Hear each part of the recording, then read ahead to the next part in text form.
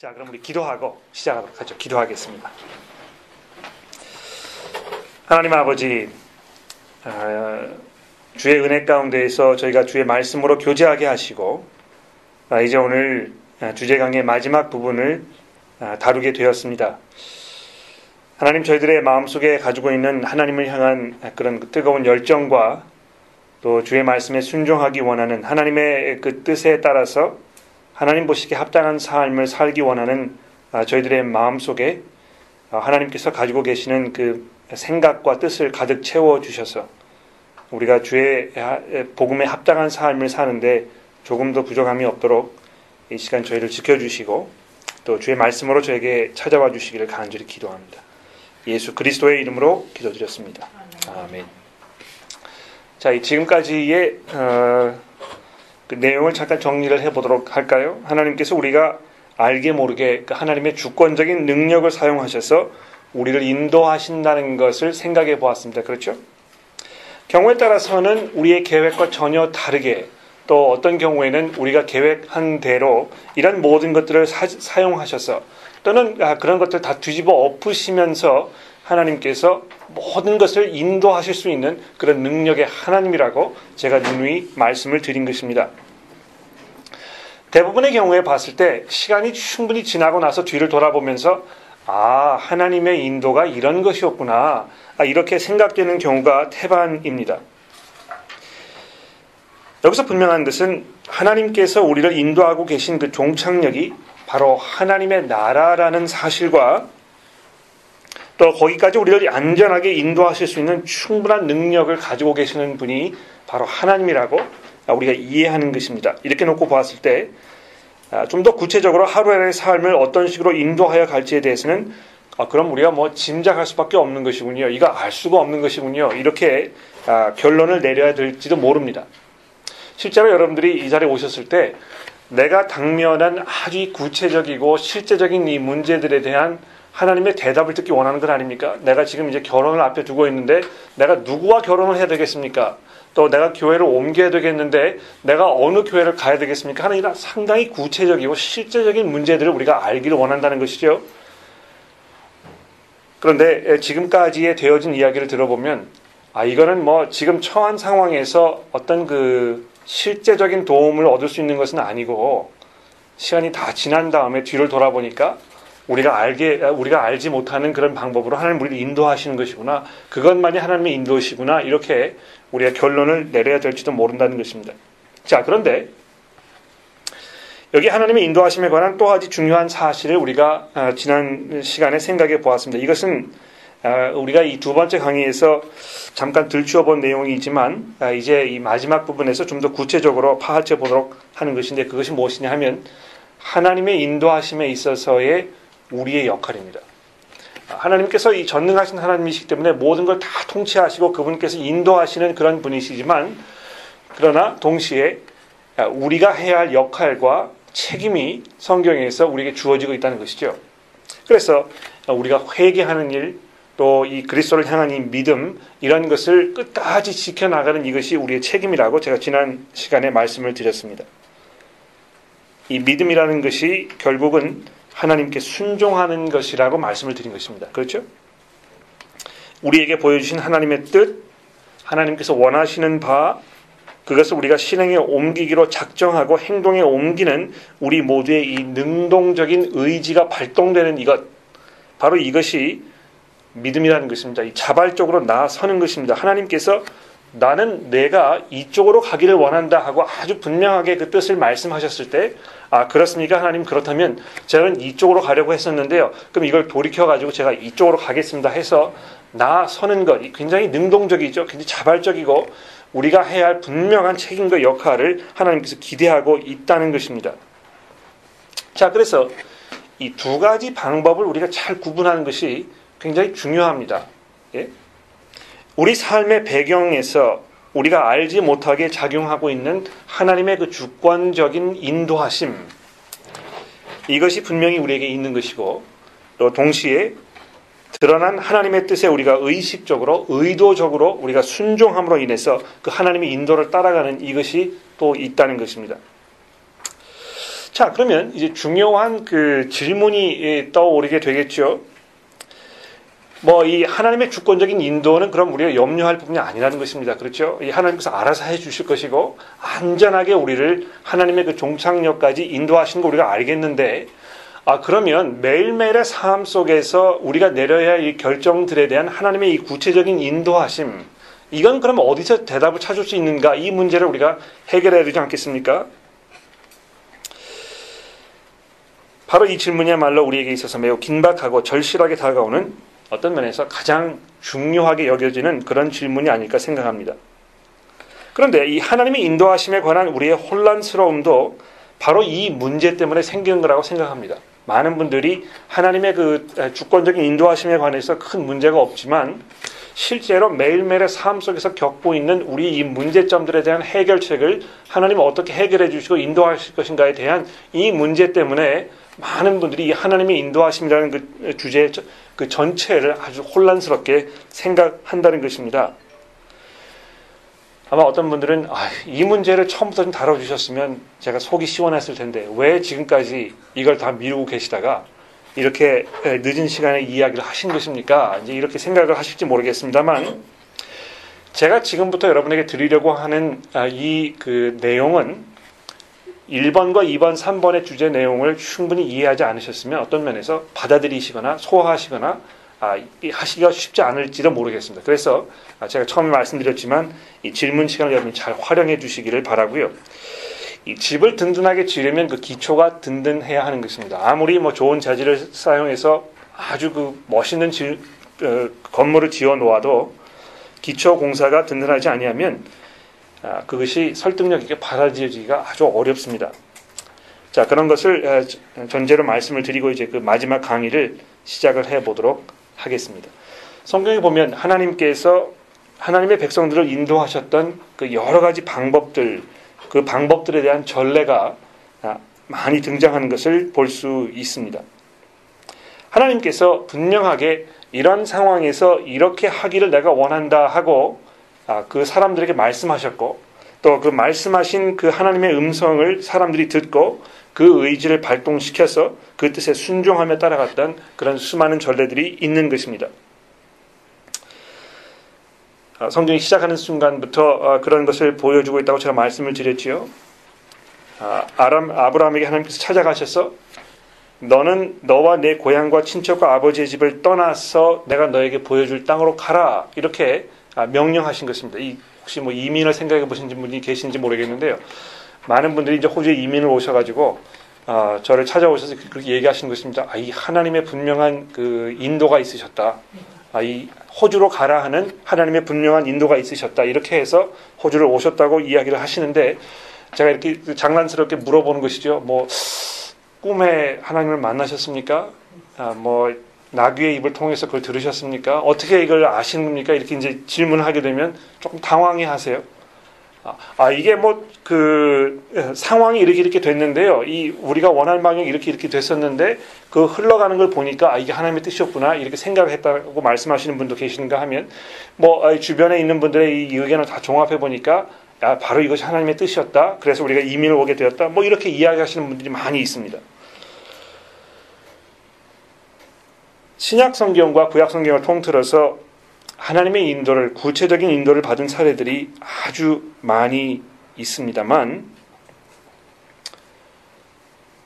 그 방법들을 우리 삶 속에 어떻게 적용할 것인가, 적용해도 되는 것인가, 이런 문제를 우리가 조금 생각해 보아야 되겠지요.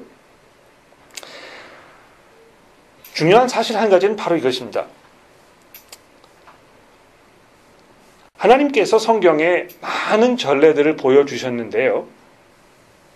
과거에 하나님께서 이런 방법으로 사람들과 소통하셨다고 해서 하나님께서 똑같은 방법으로 우리들도 인도하실 거라고 보장하고 있지 않다는 것입니다.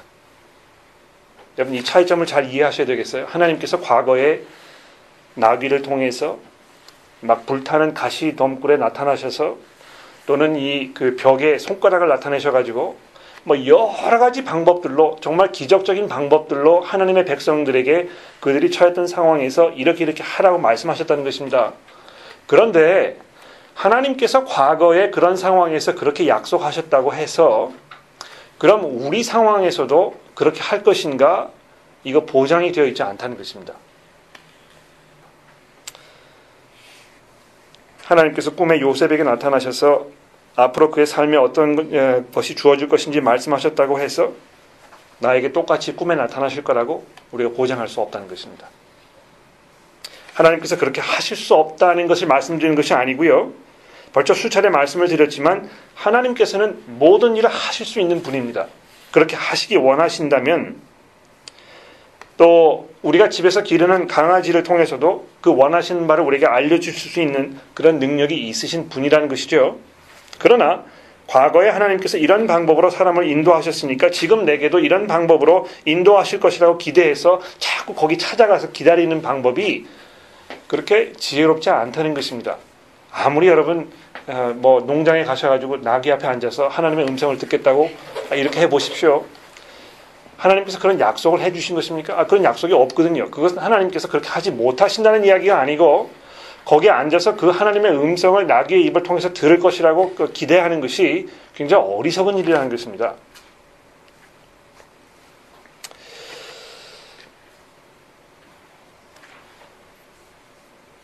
과거에 하나님께서 이런 방법으로 사람을 인도하셨으니까 지금도 나에게 이런 방법으로 인도하실 것이라고 기대하는 데는 몇 가지 치명적인 실수가 있습니다. 몇 가지 말씀을 드려보죠. 굉장히 중요한 것은요. 하나님의 그런 특별한 과거의 인도 방식들이 성경의 어느 시점에서 어느 부분에 소개되고 있는지를 우리가 염두에 두어야 합니다. 제가 이제 이런 예를 들어서 한번 설명을 드려보도록 하죠. A라는 청년이요. 이 정말 하나님의 말씀을 듣고 그 말씀을 따라서 매일매일의 그 인도를 받기 원하는 간절한 마음이 있는 참 그 신앙이 좋은 이런 청년이 있었습니다. 그래서 그날 아침도 변함없이 이 하나님의 음성을 갈구하는 간절한 마음으로 성경을 펴든 것입니다. 보통 성경을 딱 집어가지고 딱 펴서 이 첫 번째 눈에 들어오는 그 부분, 이것이 이날 하나님께서 나에게 주시는 이 하나님의 말씀이라 이렇게 생각해서 그 작업을 수년 동안 해온 것입니다. 눈을 감고 성경을 펼쳐들 때 하나님께서 이 기적과 같은 능력으로 역사하셔서 내 상황에 맞는 그런 일들이 하나님께서 그 말씀을 통해서 다루어지는 경험을 수차례 한 것이죠. 그런데 그날 불행하게도 펼쳐 들었을 때 눈앞에 나타난 구절은 유다가 예수님을 배반한 후에 양심의 가책을 이기지 못하고 나무에 목을 메어 자살한 사건이 눈에 들어온 것입니다. 여러분 아무도 그 부분을 읽고 나서 특별히 나에게 주시는 하나님의 말씀이 너도 가서 유다처럼 목을 메어 목숨을 끊으라 라는 것이라고 결론을 지을 사람은 아무도 없습니다. 그렇죠? 그런 결론을 짓기 원하시면 저를 찾아오시든지 정신과를 찾아가시든지 이렇게 아마 하셔야 될 겁니다. 누가 보아도 이 부분은 그 상황에 대한 설명이죠. 그 상황 설명으로부터 우리가 삶에 직접 접목시켜야 할 어떤 그 규범적인 내용을 담고 있지 않다는 것입니다. 이해가 되십니까? 상황 설명이 있는 부분이 성경에 있고요. 특별히 우리가 지켜야 할 하나님의 명령을 담고 있는 부분이 분명히 있다는 것입니다. 이 차이점을 우리가 잘 이해해야 성경을 읽는 데 있어서 우리가 실수를 범하지 아니하고 또 특히 하나님의 인도하심을 구하는 데 있어서 아주 구체적인 도움을 받을 수 있습니다. 하나님께서 여러 가지 방법으로 하나님의 백성들의 길을 인도하셨던 성경의 내용들이 그때 당시에 그 상황에서 하나님의 그런 방식으로 이렇게 인도하셨다는 설명을 하고 있는 부분으로부터 그러므로 하나님께서 우리 상황에서도 이렇게 하실 것이라고 접근하는 것은 올바른 성경 접근 방법이 아닙니다.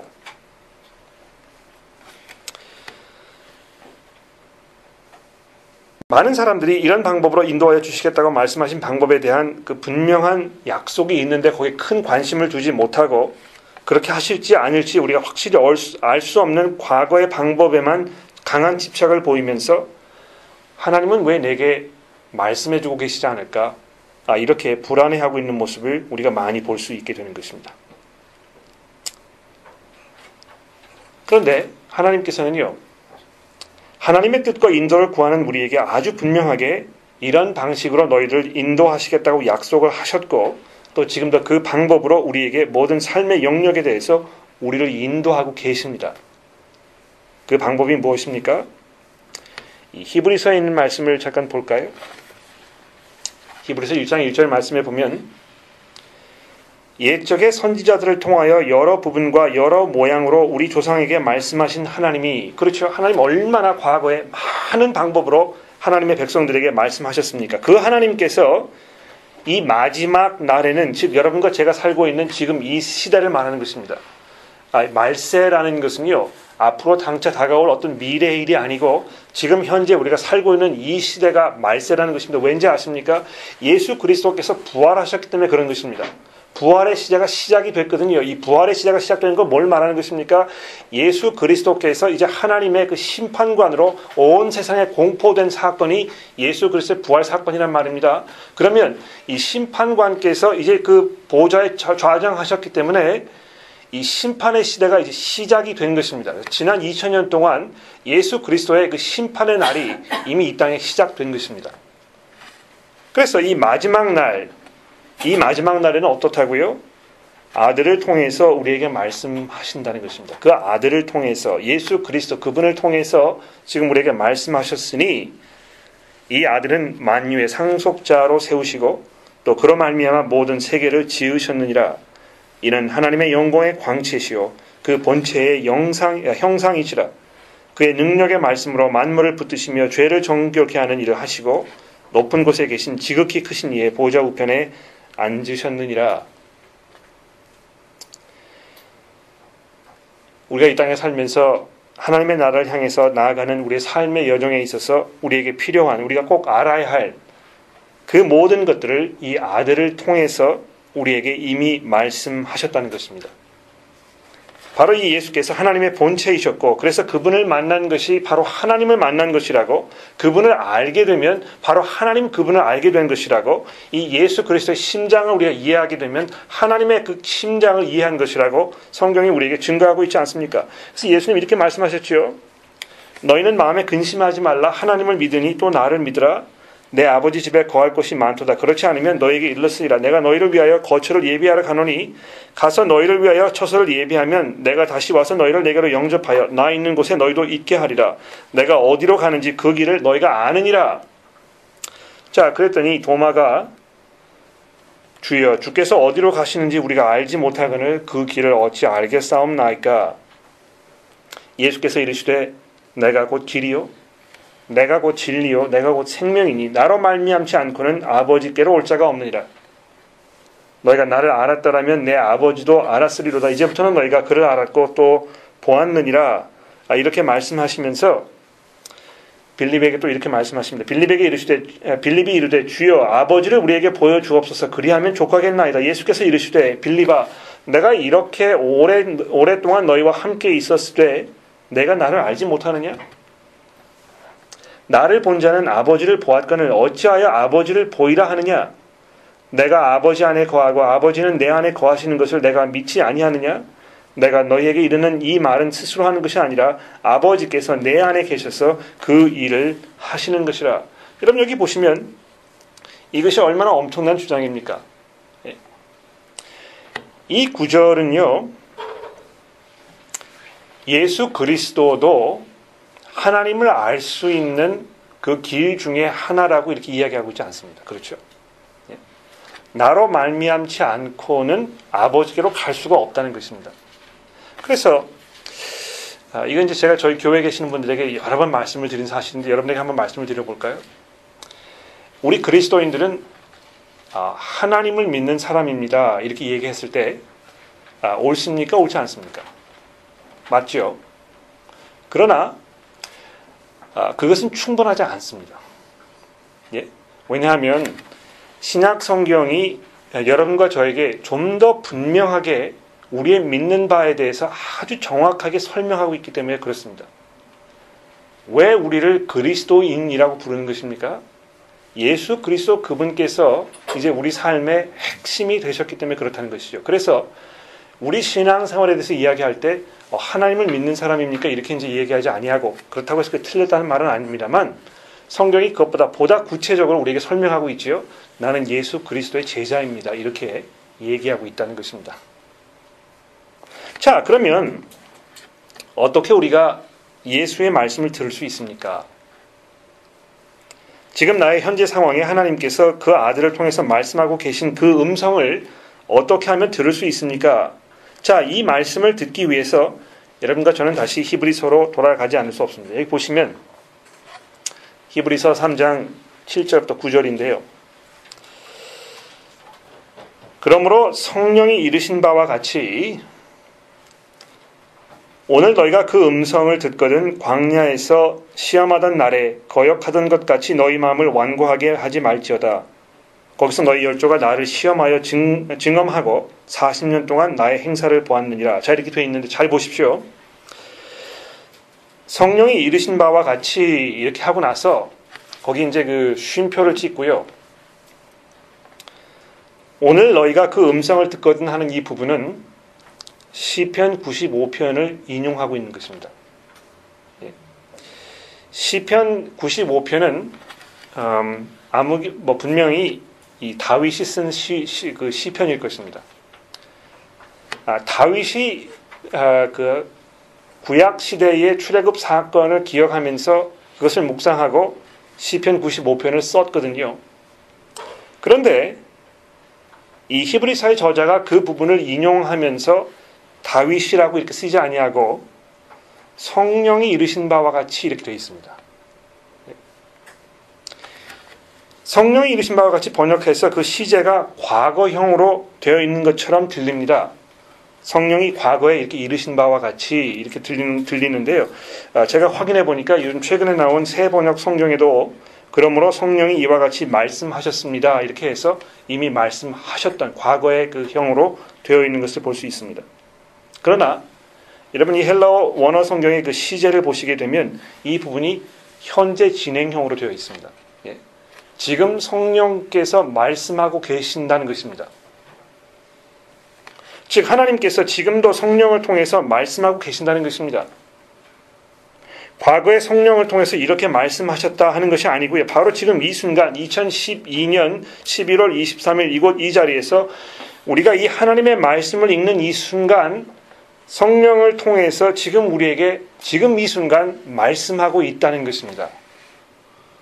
여러분은 제 목소리를 들으셨지만 제가 이 하나님의 말씀을 읽는 이 순간 여러분은 바로 하나님의 음성을 들으신 것입니다.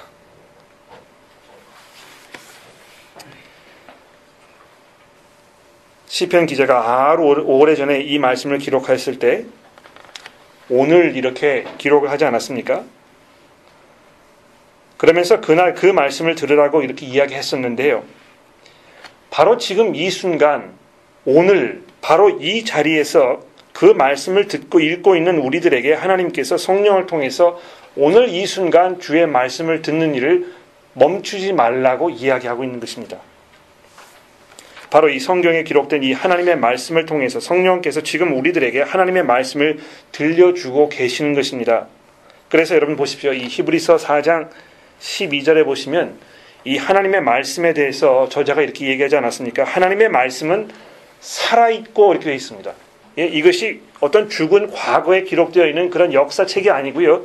이 말씀은 살아있고 활력이 있어 좌우에 날선 어떤 검보다 예리하여 혼과 영과 및 관절과 골수를 찔러 쪼개기까지 하며 또 마음의 생각과 뜻을 판단하니 이것이 얼마나 파괴력 있는 그런 말씀인지 이 얼마나 생명력이 있는 말씀인지에 대해서 우리에게 이야기해주고 있는 것입니다.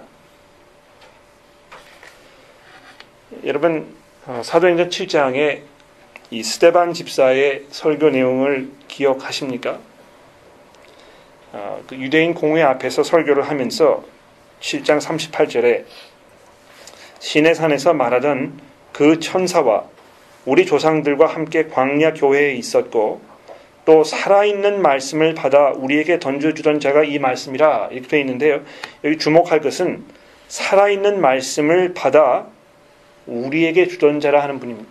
부분입니다. 이 모세를 통해서 지금 하나님께서 말씀을 하셨다는 걸 이야기하고 있는 중인데요. 그 모세를 통해서 주셨던 하나님의 말씀이 그냥 과거에 어떤 다른 사람들에게 주어졌던 그 말에 그걸로 한정되어 있는 것이 아니고요. 그 말씀이 살아있는 말씀이라는 것입니다. 그리고 그 말씀을 모세가 그 당시 이스라엘 백성들에게 한 것이지만 또 여기 보십시오. 우리에게, 즉 다시 말해서 지금 그 자리에서 스데반이 지금 논쟁을 벌이고 있던 그 유대인 회당에 있는 그 사람들 말하는 것입니다. 그래서 이 하나님의 말씀은 이 시대와 역사와 문화와 환경을 초월하는 그런 그 능력을 가지고 있다는 것입니다. 그래서 여러분, 바울 사도가 디모데에게 권하고 있는 이 말씀을 주목해 보십시오. 너는, 디모데야, 너는 이것들을 명하고 가르쳐라. 누구든지 네 연수함을 업신여기지 못하게 하고 오직 말과 행실과 사랑과 믿음과 정절에 있어 믿는 자에게 본이 되어 내가 이를 때까지 읽는 것과 권하는 것과 가르치는 것에 전념하라. 여기 읽는 것은 지금 이 성경 봉독하는 거 말하는 것입니다. 교회에서 성경 봉독하실 때 모르겠습니다. 여러분 교회에서 성경 얼마나 많이 봉독하시는지 모르겠습니다만 저희 교회에서 항상 의도적으로 구약 성경의 큰 부분과 신약 성경의 큰 부분 읽는 거 저희 교회의 아주 정기적인 그 행사입니다. 성경 말씀을 다른 사람들 앞에서 읽어주는 그 일과 또 그것을 가지고 권면하는 것과 가르치는 일에 전념하라. 내 속에 있는 은사 곧 장로의 회에서 안수받을 때의 예언을 통하여 받은 것을 가볍게 여기지 말며 모든 일에 전심전력하여 너의 성숙함을 모든 사람에게 나타내게 하라. 내가 내 자신과 가르침을 살펴 이 일을 계속하라. 이것을 행함으로 내 자신과 내 듣는 자를 구원하리라. 여러분, 어떻게 우리가 하나님의 그 구원, 이미 우리가 구원받았습니다만 아까도 말씀드렸듯이 예수 그리스도의 재림의 그 구원이 완성될 것이라고 말씀드렸지 않습니까? 어떻게 그 자리에 참여할 수 있는 것입니까? 계속해서 이 성경의 말씀을 가르치고 그것을 듣고 하는 이 일을 통해서 우리가 구원에 이르게 될 것이라고 말씀하고 있습니다.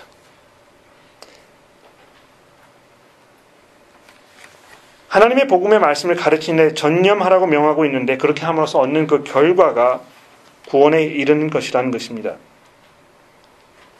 하나님께서 우리를 안전하게 하나님의 나라로 인도하시는 그 방법이 무엇입니까? 우리로 하여금 하나님의 그 말씀에, 그 말씀 속에 담겨있는 방향 제시를 우리로 하여금 따라가며 순종하도록 하심으로 인도하신다는 것입니다. 그래서 디모데 후서에서 성경에 대해서 이렇게 이야기하고 있지 않습니까? 모든 성경은 하나님의 감동으로 된 것으로 교훈과 책망과 바르게 함과 의로 교육하기에 유익하니 이는 하나님의 사람으로 온전하게 하며 모든 선한 일을 행할 능력을 갖추게 하려 함이라. 자, 여기 보시면 이 성경의 충족성에 대해서 얘기하고 있습니다. 성경은 하나님의 사람, 모든 그리스도인을 말하는 것이지요. 모든 하나님의 사람으로 온전하게 하며 또 모든 선한 일을 행하기에 행할 수 있는 그 능력을 갖추게 한다고 말씀하고 있습니다. 어떻게 그렇게 하는 것입니까? 하나님께서 바라시는 것이 무엇인지 교훈시켜주고 가르쳐줍니다. 그 길에서 떠날 때는 우리를 책망하시는 것입니다. 그리고 그 길에서 돌이켜 다시 하나님의 길로 돌아오도록 우리를 훈련시켜 주시고 우리를 교육시켜 주시는 그 능력을 가지고 있는 것이 하나님의 말씀이라는 것이죠. 그래서 지금 사도 바울이 디모데에게 다시 한번 상기시켜 주고 있는 이것은 이 성경의 충족성입니다. 여러분 그 이해하십니까? 우리가 이 세상을 살아가는 데 있어서 하나님의 인도를 찾는 그 일에 거기에서 성경이 얼마나 충분한가, 이것을 지금 사도 바울이 이야기하고 있는 것입니다. 이것은 단순히 하나님께서 사용하실지도 모르는 여러 가지 방법들 중에 하나라고 말하는 것이 아니고요. 하나님께서 분명하게 이 길을 통해서 우리를 인도하시겠다고 약속하신 그 보장된 방법이라는 것입니다. 농장에 찾아가셔서 나귀 앞에 앉아서 하나님의 음성을 기다리시면 모르겠습니다. 어쩌면 하나님께서 그 방법으로 여러분에게 말씀하실지도 모릅니다. 뭐 10년을 기다리셔야 될지 20년을 기다리셔야 될지 뭐 한 1000년을 기다리셔야 될지 보장이 없다는 것이죠. 그러나 그렇다고 해서 하나님께서 그렇게 못하실지는 않을 것입니다. 하나님 원하시면 할 수 있거든요. 그러나 성경에 돌아가서 그 말씀을 읽으시면 10년을 기다리지 않아도 읽는 그 순간 하나님께서 지금 직접 여러분에게 여러분의 상황에 필요한 그 모든 것들을 제시해 주고 계신다는 것입니다. 그러므로 우리가 이 성경에 대해서 어떤 마음 자세를 가져야 하는지 이게 굉장히 중요한 관건입니다. 예? 이것을 살아계신 하나님의 생명력 있는 말씀이라고 우리가 여긴다면, 그래서 그 속에 이 세상을 살아가는 데 필요한 모든 것이 담겨있는 이 말씀이라고 생각한다면, 이 성경 말씀은 우리의 삶 속에서 최고의 그리고 최종적인 권위를 가져야 함은 두말할 여지도 없습니다. 그렇죠? 그러나 우리가 이 세상에 살면서 하나님의 인도하심에 많은 어려움을 겪는 그 이유 중에 가장 큰 이유 중에 하나는 이 성경의 권위와 성경의 충족성에 대해서 확신이 없거나 또 있다고 해도 그 의미에 대해서 충분하게 생각해 보지 않았기 때문에 일어나는 경우가 아주 많습니다. 어떤 이들에게 성경은 절대적인 권위를 가진 말씀이 아닌 것 같습니다.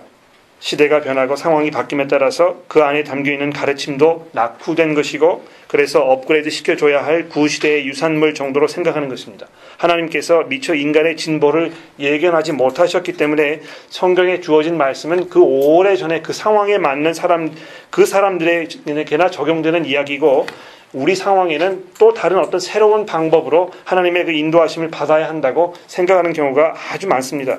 여러분, 기본적인 예고요. 교회 안에서 여성들의 이 위치와 사역에 대해서 많은 사람들이 가지고 있는 생각을 보면 알 수 있습니다. 성경이 분명히 이 성경에서, 여기 여성 교우들 여러분 계시는데요. 여러분 오해하지 마십시오. 이건 제가 드리는 말씀이 아니고 사도 바울이 이렇게 이야기하고 있는 것입니다. 여성들은 교회에서 잠잠하라 이렇게 얘기하고 있죠. 예? 여자들이 남자를 가르치는 것을 내가 허락하지 않는다 이렇게 얘기한 것입니다. 자, 이 말씀에 대해서 여러분들이 어떤 견해를 가지고 계시는지 잘 한번 생각해 보십시오. 막 혈압이 올라가십니까? 이게 지금 시대가 어느 때인데 이런 이야기를 하고 있는 거. 제가요, 처음 교회를 부임해가지고 호주에 있는 그 여러 호주 분들 목회를 하고 있었는데, 그날 이 읽게 된 성경, 배당된 그 성경 구절이 디모데 전서 2장에 있는 말씀이었습니다. 바로 지금 제가 말씀드린 이 부분이었거든요. 30대 초반의 젊은 남성이었는데 정치하시는 분이었습니다. 근데 이제 그분이 성경 봉독을 하시는 그때가 되어서 나가서 그 성경을 읽으셨는데, 그 부분을 읽으면서 그 얼굴이 일그러지고 성경을 다 읽은 다음에 아주 우락부락하면서 문을 박차고 나가시더군요. 그래서 제가 나중에 그분에게 전화를 드리셔가지고 이 언짢은 일이 있으셨냐고 그랬더니 그분이 저에게 그렇게 얘기하십니다. 아니 도대체 지금 시대가 어느 시대인데, 우리 이 호주 사회가 어떤 사회인데, 이 남녀 평등, 여성 그 인권 신장에서 얼마나 많은 수고를 우리가 했는데 이 교회 안에서 이런 구절을 읽어야 하는 것입니까? 아주 분개했다는 것입니다. 여러분, 이 성경의 내용이 문화와 시간의 공간의 제약을 받고 있기 때문에 우리가 그 문제를 해결하는 데 있어서 우리 상황에 맞지 않는다고, 그래서 우리가 이것을 수정해야 하고 또 경우에 따라서는 다른 곳에서 하나님의 이 음성을 들어야 한다고 생각하기 때문에 얼마나 많은 혼란이 일어나고 있는지 모릅니다. 또 성경이 우리에게 필요한 모든 대답을 주고 있지 않다는 의구심 때문에 혼란스럽게 되는 경우도 있습니다. 여러분, 그렇죠? 성경이 내가 필요한 모든 것들을 다 대답을 주고 있습니까? 다 주고 있습니까? 어떠세요?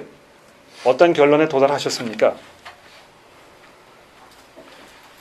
나는 누구와 결혼해야 하는가? 내가 결혼해야 할 그 남성의 그 이름, 이걸 좀 성경에서 찾기를 원하는 것입니다. 그 사람 전화번호가 뭔지, 직업이 뭔지 이런 건 찾기 원하는 것이죠. 하나님, 제발 이것을 좀 내게 알려주십시오. 하나님의 인도하심을 제가 좀 간절히 구하고 있지 않습니까? 제가 지금 입사를 해야 되는데 이 회사에 지원서를 내야 될 것인지 저 회사를 찾아갈 건지 그 회사의 이름을 좀 알려달라고 사람들이 이야기하지 않습니까? 이런 수많은 문제들이 우리 결정을 기다리고 있는데 아무리 성경을 뒤지겨 보아도 내가 알고 싶어하는 문제들에 대해서 명쾌한 대답을 얻는 적이 도무지 기억에 나지 않는다고 많은 분들이 한탄해 하십니다. 정말 성경은 우리에게 모든 것을 말씀해 주시는 하나님의 문제 해결서인가? 여기에 덧붙여서 하나님의 음성을 들으셨다는 분, 기도원에서 금식 기도를 하면서 하나님의 계시를 받았다는 분, 오늘 아침에 기도 중에 하나님의 분명한 인도가 있었다는 분들의 주장을 들으면서 성경과 무관하게 하나님의 인도하심을 얻을 수도 있는가 보다 생각하게 되고 어떻게 하면 나도 그 인도를 받을 수 있는가, 그 특별한 경험을 할 수 있는가 고심하기 시작하는 것입니다.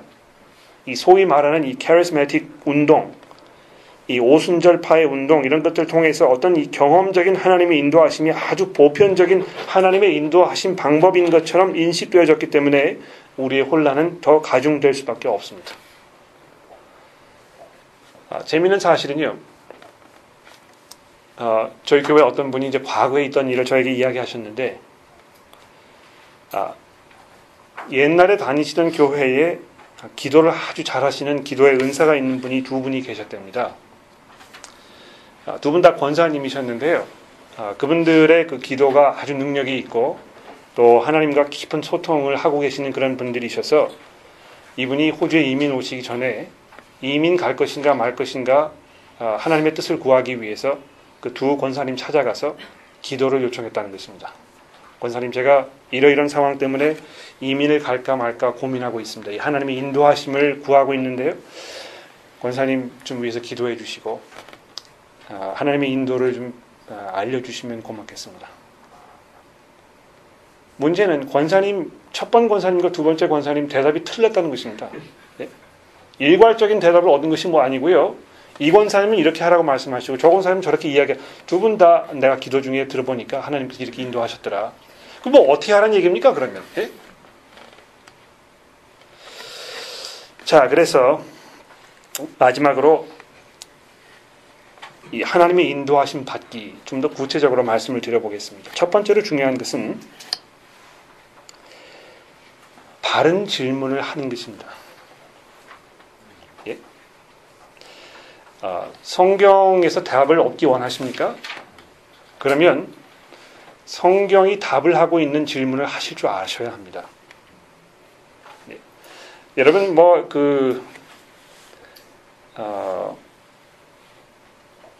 시험을 보는 학생이, 대학 시험 보는 학생이 수학 시험을 준비하기 위해서 아무리 국어 사전을 들여다보아야 아무런 도움이 되지 않습니다. 국어 사전을 들춰보는 이유가 무엇입니까? 국어 사전에서 대답해주고 있는 그것을 찾기 위해서 들어가는 거 아닙니까? 마찬가지로요. 성경을 접근하실 때 성경이 우리에게 제시해주고 있는 바, 그것을 질문할 줄 알아야 한다는 것입니다. 이걸 바꿔서 뭘 말하는 것이냐면요. 많은 경우에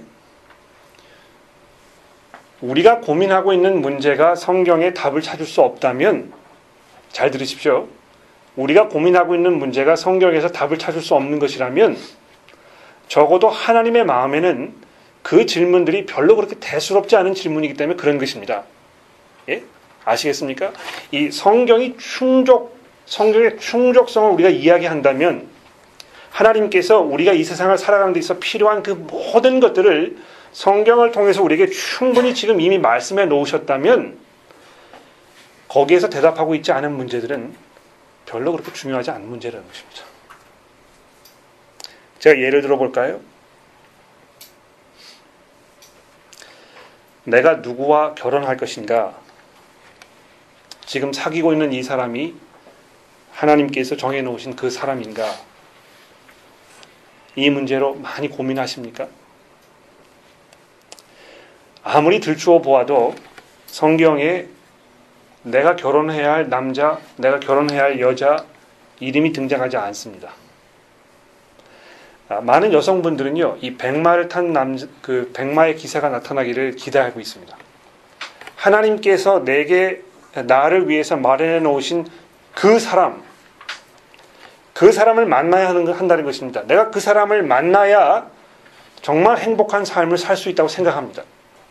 내가 지금 불행한 삶을 살고 있는 것은 하나님께서 이 A라는 형제를 나를 위해서 준비해 놓으셨는데 내가 그 사람을 만나지 못해서 그 하나님의 인도를 받아서 거기로 가지 못해가지고 또 인도를 받았는데도 불구하고 그 사람을 차버렸기 때문에 내가 지금 차선책을 두 번째 사람을 만나가지고 내가 이 고생을 하고 있는 것이라고 생각하지 않습니까? 그런데 성경은 누구와 결혼하라고 이야기하는 문제에 대해서 답하고 있지 않습니다. 답하고 있지요. 그러나 우리가 던지는 질문에 대해서 대답하고 있지 않습니다. 오히려 성경은 내가 결혼해서 어떻게 경건하게 살 것인가 이 문제에 대해서 아주 많이 얘기하고 있다는 것입니다. 그래서 중요한 것은 내가 누구와 결혼할 것인가 보다는 내가 결혼해서 어떤 남편이 될 것인가, 내가 결혼 생활에서 어떤 아내가 될 것인가, 이것이 훨씬 더 중요한 질문이라는 것입니다. 조금 더 보충 설명을 드리죠. 약간 오해하실 수 있겠는데요. 내가 누구와 결혼할 것인가 하는 문제에 대해서 성경이 아주 구체적으로 설명하고 있습니다. 사실은. 네. 성경을 잘 들춰보시면 내가 누구와 결혼해야 되는지에 대해서 아주 분명하게 구체적으로 답을 얻을 수 있습니다. 첫 번째로 동성과 결혼하지 말라는 것입니다. 예? 그러면 벌써 이 세상 인구의 50%는 떨어져 나간 거겠죠. 예? 얼마나 숫자가 확 줄어들었습니까? 그렇죠? 두 번째로 가족과 결혼하지 말라는 것입니다. 예? 가족과 결혼하지 말라는 것. 세 번째로 이미 결혼한 사람과 결혼하지 말라는 것입니다. 예? 그리고 나서 보다 중요한 것은 그리스도인과 결혼하라는 것입니다. 믿지 않는 사람과 결혼하지 말라는 것입니다. 성경에 그런 얘기가 어디 있습니까? 목사님 이렇게 질문하실지 모르죠. 분명히 그 부분에 대해서 구체적으로 이야기하는 부분을 제가 말씀드린다면 이 고린도전서 7장에 제가 준비해보지 못했습니다만 고린도전서 7장에 보시면 젊었을 때의 과부가 된 이 여성분들에 대해서 이야기하는 부분이 있습니다. 7장에 보시면 아주 자세하게 그 부분에 대해서 이야기하고 있는데 젊은 시절에 남편을 잃으면 빨리 다시 재혼하라고 얘기합니다. 네. 빨리 재혼하는데 오히려 주 안에서 하라 이렇게 되어 있습니다. 그 주 안에서 하라는 말이 무엇입니까? 믿는 사람과 결혼하라는 것입니다. 네. 그래서 성경이 그런 면에서 아주 구체적으로 내가 누구와 결혼해야 될 것인가에 대해서 자세하게 설명을 하고 있는데요. 그럼 목사님 그런 사람이 한둘입니까? 이 세상에 우리 교회만 따져도 지금 제가 알고 있는 청년만 한 수십 명 되는데 그 중에서 그럼 누구랑 결혼해야 되는 것입니까? 여러분 답이 얻으셨죠? 거기에 있는 사람과 누구와 결혼해도 문제가 되지 않는다는 것입니다. 예? 하나님께서 아주 분명하게 나는 너희가 이런 사람과 결혼하기 원한다고 성경에 아주 분명하게 구체적으로 설명해 놓으셨습니다. 어떤 특별한 한 사람 딱 지정해서 이야기하신 것이 아니고요. 원칙을 말씀해 놓으셨다는 것입니다.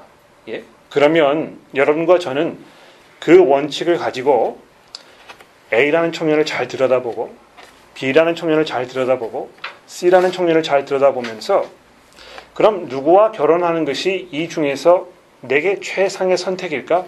여러분 선택하면 되는 것입니다. 바로 그것이 하나님의 뜻에 순종하는 삶이라는 것입니다. 여러분 자매님들 교회에 다니시는데 교회 안에 그 청년들 많이 있죠. 그러면 왜 하나님은 내가 결혼해야 될 사람을 내게 마련해 주지 않으실까? 이렇게 고민하지 마십시오. 이미 하나님께서 여러분들에게 답을 주고 계시거든요. 그 중에서 한 명 고르시면 되는 것입니다. 예? 그렇게 이 로맨틱하지 않은 그런 결혼을 우리가 어떻게 살 수 있습니까? 여러분, 이거 제가 결혼해서 16년을 살아봐서 아는데요. 로맨틱한 거 사실 별로 중요하지 않습니다. 예? 결혼이라는 것은요, 기본적으로 성경이 말하는 결혼이라는 것은 계약을 맺는 것입니다. 남자와 여자가 계약을 맺는 것입니다. 계약서를 쓰는 것입니다. 각서를 쓰는 것입니다. 무슨 각서를 쓰는 것입니까? 내가 지금부터 이 순간부터는 우리 사이에 어떤 일이 벌어지든지 간에 뭐 내가 불구가 되든지 뭐 이 둘 중에 한 사람이 뭐 불륜을 저질러서 이 가정에 파탄이 일으키는 지경에 이르든지 간에 무슨 일이 벌어지든지 간에 우리 두 사람이 살아있는 동안에는 내가 당신의 남편으로, 당신께서 내 아내로 살 것이라고 서약하는 것입니다. 그것이 하나님 앞에서 또 사람들 앞에서 하는 서약이라는 것입니다. 그래서 너무 그렇게 이 로맨스, 주체할 수 없는 연애 감정, 이게 있으면 좋습니다만 사실 결혼하면 한 2, 3년이면 그게 다 사라져버린대요. 저는 안 그런데요. 다른 분들은 그렇다고 그러십니다. 예? 중요한 것은 내가 누구와 결혼할 것인가가 아닙니다. 누구와 결혼할 것인가 중요하지요. 하나님께서 분명히 여러 가지 조건들을 말씀하셨다는 것이죠. 그런데 거기에 부합하는 사람들이 굉장히 많이 있거든요. 그러면 그건 뭘 말하는 것입니까? 그 중에서 아무나 결혼해도 하나님의 뜻에 어긋나는 것이 아니라는 것입니다. 예? 오히려 중요한 것은 지금 내가 결혼한 그 사람과 어떻게 살 것인가. 이것이 하나님에게 있어서 훨씬 더 중요한 질문이라는 것이죠. 그런데 여러분 보십시오. 그 문제에 대해서 하나님께서 얼마나 성경에서 구체적으로 자세하게 우리에게 인도하고 계십니까? 남편들이요, 아내들을 사랑하기를 그리스도께서 교회를 사랑하신 것처럼 하라. 이게 아주 무서운 얘기거든요, 여러분. 예? 그리스도께서 교회를 사랑하신 것처럼 하는 건 뭘 말하는 것입니까? 목숨을 내어주라는 것입니다. 이 결혼하신 남편들 집에 돌아오셔가지고, 이건 내가 이 일터에 나가서 정말 가정을 위해서 수고했으니까 뭐 밥 가져와, 설거지해. 그리고 뭐 앉으셔가지고 발을 펴고 대접받기 원하시죠? 잘못하신 것입니다. 그것은. 왜 그렇게 하시면 그리스도께서 교회를 사랑하신 것처럼 아내를 사랑하는 것이 아니라는 것입니다.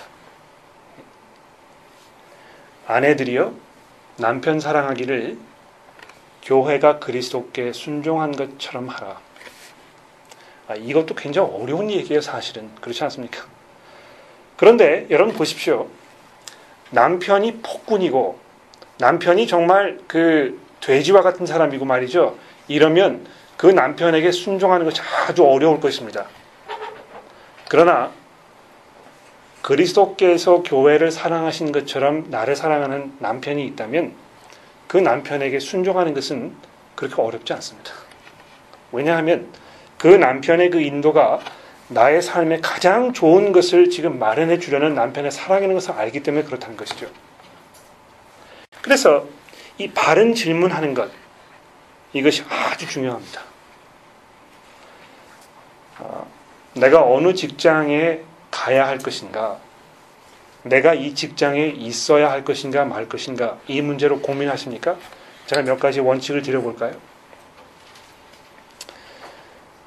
여러분이 계시는 직장이 정기적으로, 의도적으로 사기를 치도록 만드는 직장입니까? 예? 여러분이 그 직장에서 직장 생활을 잘 하시기 위해서는 사람들을 사기쳐야 하는 그런 직장입니까? 그러면 분명히 그것은 거기 계셔야 할 직장이 아니라고 생각합니다. 왜 그렇습니까? 하나님께서 아주 분명하게 얘기하셨거든요. 다른 사람 등쳐먹지 말라고, 예? 도둑질하지 말라고 얘기하고 있지 않습니까?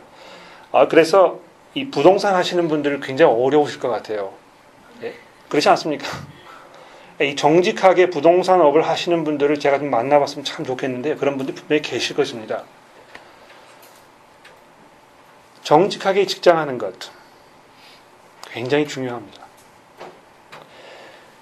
그런데 사실 그 이외에는요, 하나님께서 어디에서 일하라는 것에 대해서 별로 그렇게 많이 말씀하지 않으십니다.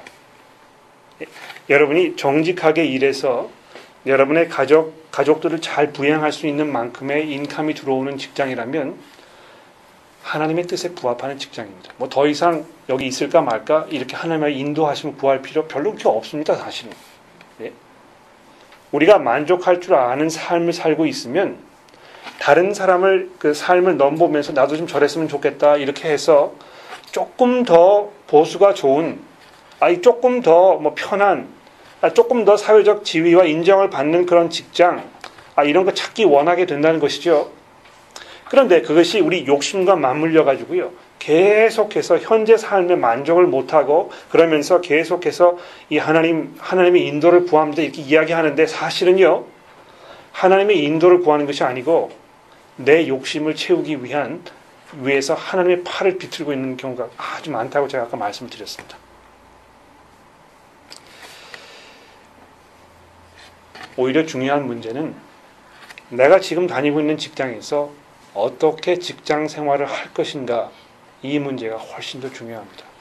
여러분이 그 문제로 하나님의 인도하심을 구하셔야 합니다.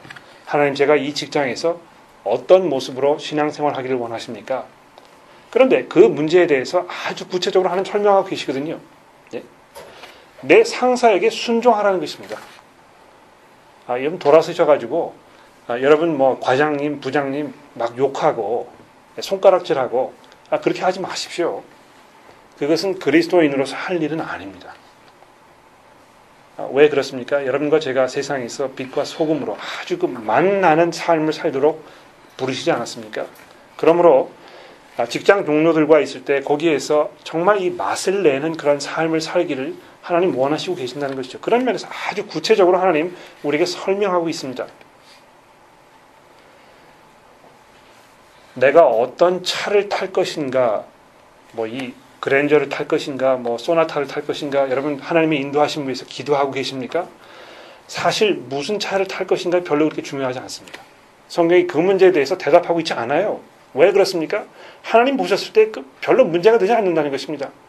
뭐 BMW를 타셔도 괜찮고 소나타를 타셔도 괜찮습니다. 더 중요한 것은 내가 어떻게 운전하는가, 이것이 하나님 보셨을 때 더 중요한 것입니다. 어떻게 하나님께서 우리에게 운전하기 원하십니까?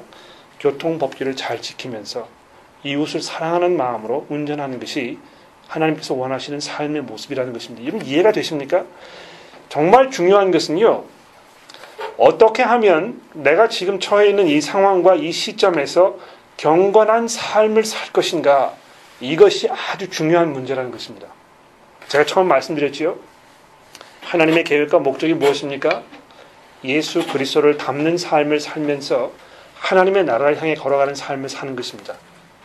그렇다면 그 과정에서 던져야 할 가장 중요한 질문은 무엇입니까? 지금 내가 내 삶 속에서 하나님의 이 예수 그리스도의 형상을 담는 삶을 살고 있는가? 이 문제를 던지는 것입니다.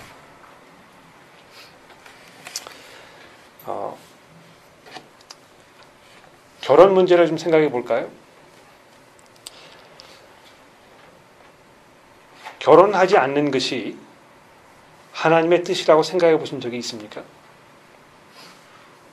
이미 결혼하신 분들은 하나님의 뜻을 받으신 것입니다. 그렇죠? 이미 결혼하셨기 때문에 하나님께서 여러분을 향해서 가지고 계시는 그 계획이 아주 분명하게 나타났습니다. 이혼하지 마십시오. 그런 거. 네? 아직 결혼하지 않으신 분들 경우에는 내가 결혼하지 않는 것이 하나님의 뜻일까 생각해 보신 적이 있느냐 말입니다.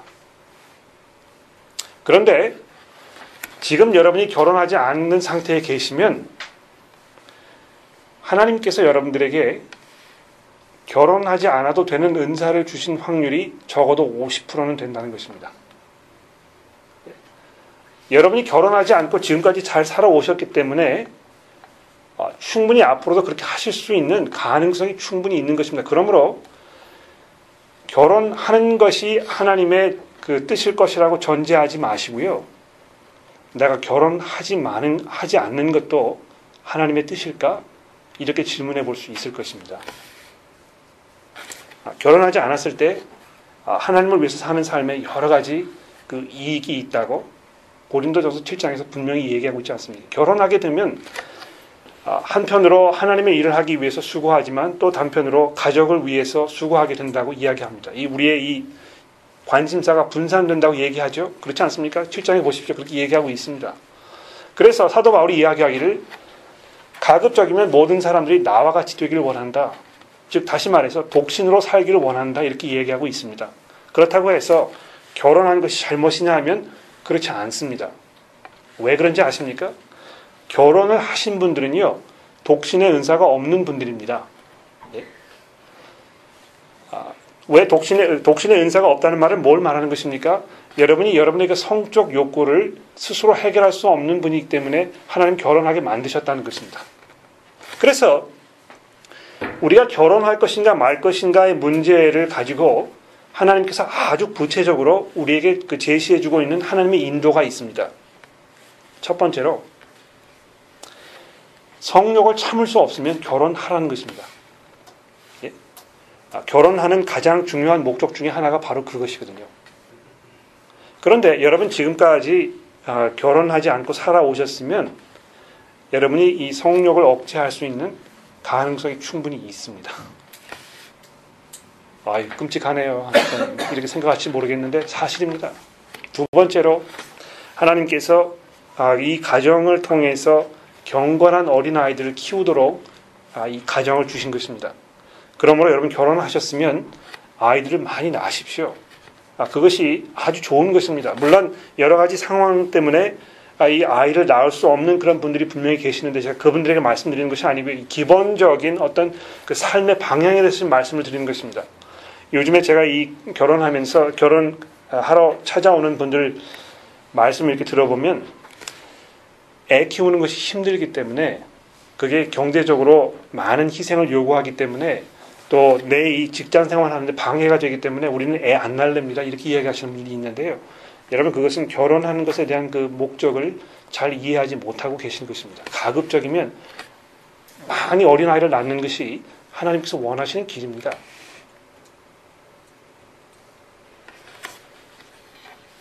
그래서 누구와 결혼할 것인가 보다는 어떻게 결혼 생활을 할 것인가 이걸 잘 생각해 보시고 그러기 위해서 그럼 내가 지금 어떻게 준비해야 할 것인가 이것이 훨씬 더 중요합니다. 남자분들이시면 남을 섬기는 삶을 사는데 많은 훈련을 쌓으십시오. 좋은 남편이 되는 훈련을 지금부터 하시라는 것입니다. 좋은 남편이 되는 훈련은 어떤 걸 말하는 것입니까? 이 그리스도인들이 모여 있을 때 남을 섬기는 모습을 많이 보여주라는 것입니다. 여러분 그 자매분들 남편감을 고르실 때요 어떤 사람을 보십니까? 정말 외모가 훌륭하고 뭐 좋은 직업을 가지고 있고 경제 능력이 빵빵하고 이런 사람 찾으십니까? 아주 많은 경우에 그런 분과 결혼하셔서 아주 곤란하게 되는 경우가 굉장히 많습니다. 그러나 그러지 마시고요.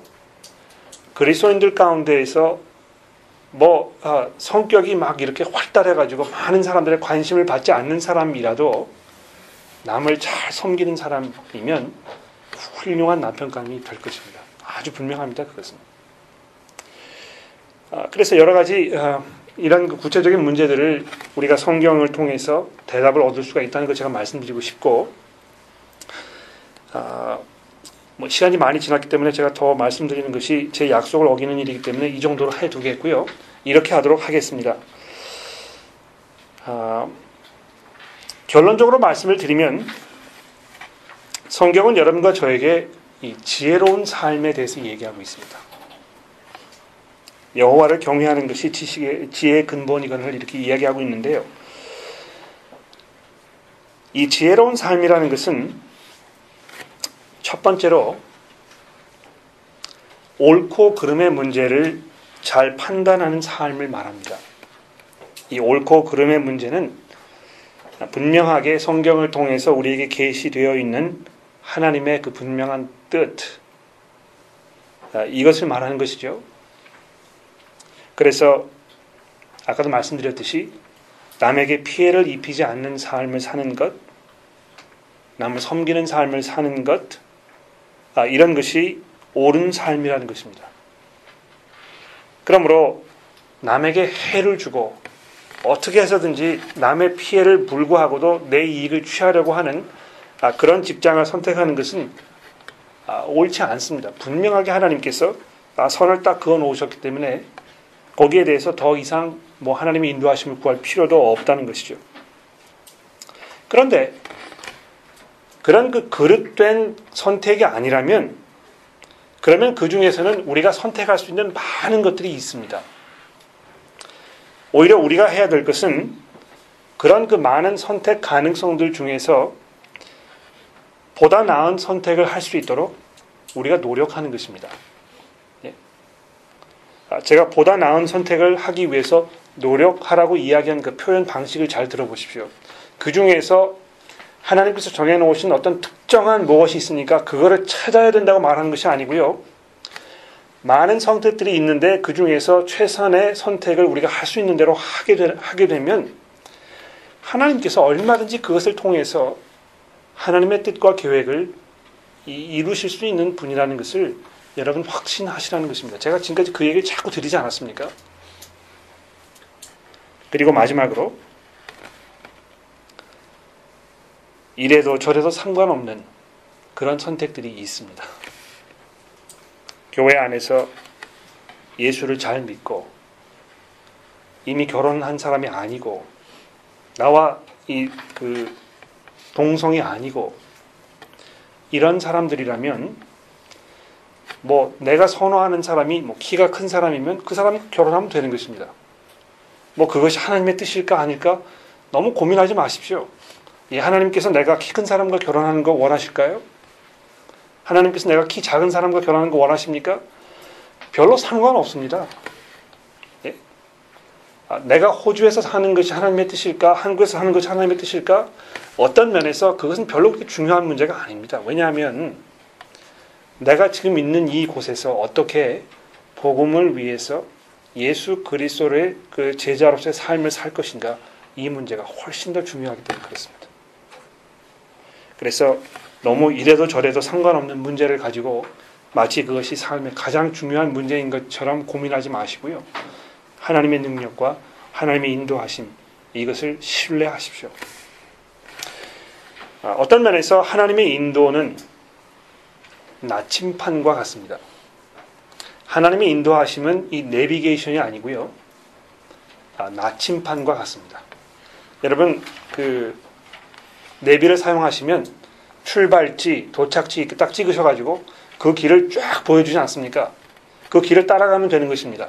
많은 분들이 하나님께서 가지고 계신 인도라는 것은 이 내비와 같은 것이다 생각하시는데 그렇지 않습니다, 여러분. 하나님께서 여러분과 저에게 이쪽 방향으로 가라고 이 원칙을 말씀하고 계시는 것입니다.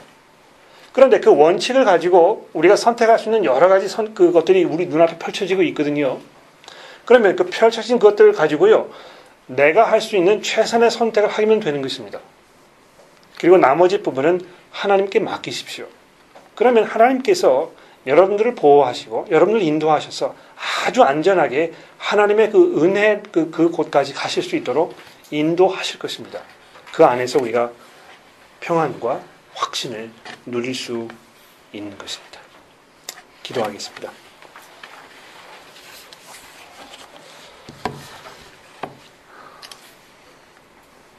우리를 사랑하시고 우리를 인도하시는 살아계신 우리의 목자이신 하나님, 하나님께서 저희를 푸른 초장과 쉴만한 물가로 인도하시기 위해서 예수 그리스도의 복음으로 우리를 거듭나게 하시고 하나님의 백성으로서 이 세상에 살도록 하신 그 은혜를 감사합니다. 하나님, 저희는 나약하고 또 죄 가운데 젖어 있어서 때로 우리의 선택이 옳은 것인지 그른 것인지 불안하게 느껴질 때가 많이 있습니다만, 무엇보다 이 온 세상을 통치하고 계시는 하나님의 그 주권적인 능력 가운데 저희가 평안하게 하시고, 또 두 번째로 매일매일의 삶 속에서 주의 말씀 속에 드러나는 하나님의 뜻과 하나님의 계획을 잘 분별할 줄 아는 그 분별력을 키워가는 저희가 되도록 하나님 도와주시기를 간절히 기도합니다. 그래서 우리가 취하는 그 선택들이 하나님의 손에 사용되어서 예수 그리스도의 영광이 드러나는 저의 삶이 되도록 도와주시기를 예수 그리스도의 이름으로 기도드렸습니다. 아멘. 고맙습니다, 여러분. 제가 준비한 강의 내용을 다 말씀을 드렸는데요. 이렇게 하는 게 어떨까 모르겠습니다. 좀 휴식 시간을 취하시고 옆에 계시는 분들과 함께 좀 대화도 나누신 후에 한 5분 정도 있다가 이제 여러분들이 하시고 싶은 질문들을 다 하실 수 있는 그런 시간을 드려보도록 그렇게 하겠습니다. 제가 이제는 여러분 질문하시면 더 기다리시라고 이렇게 얘기하지 않고 이제 확답을 드리도록 그렇게 해보겠습니다. 자, 우리 질문 시간 가질까요? 제가 이제 만반의 준비를 다 하고 왔으니까 여러분 질문 있으시면 질문하시고 같이 생각해 봅시다.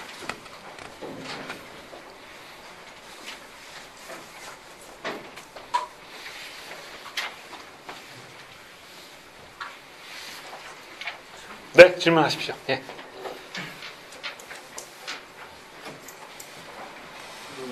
성경 속에서 이제 나타나는 그 여성의 지위에 대해서 목사님께서 설교하실 때 성경에서 말씀하신 그 내용에서 오늘날의 여성의 지위가 높아졌다고 쓰여져 있는 그 모습 그대로 받아들이는 게 더 좋다라는 식으로 이렇게 말씀해 주셨는데요. 근데 이제 예전 당시 성경이 쓰여진 그 시대에 이제 노예 같은 문제들도 분명히 있었고, 근데 그게 오늘날에 없어지면서 당시의 모습이 남아있었던 어떤 그것들을 그냥 표본으로 받아들이고 오늘날에 그것을 인정하지 않은 그런 모습으로 또 받아들이는데 같은 성경 속에서 보여주고 있는 모습인데 어떤 것은 인정하지 않고 어떤 것은 변화된 모습을 받아들인다라는 것은 좀 어떻게 보면 불균형적인 것 같은데 네. 그거에 대한 모습이 네, 아주 날카로운 질문이신데 잘 질문하셨습니다. 성경에 보면 종들에게 많은 이야기를 하고 있죠. 가령 예를 들어서 베드로 전서에 보시면 상전들에게 순종하라고 이렇게 얘기하고 있습니다. 그렇죠? 더 놀라운 사실은 고린도 전서 7장으로 같이 가보실까요? 성경 가지고 계시니까 한번 찾아봐 보십시오. 고린도 전서 7장입니다.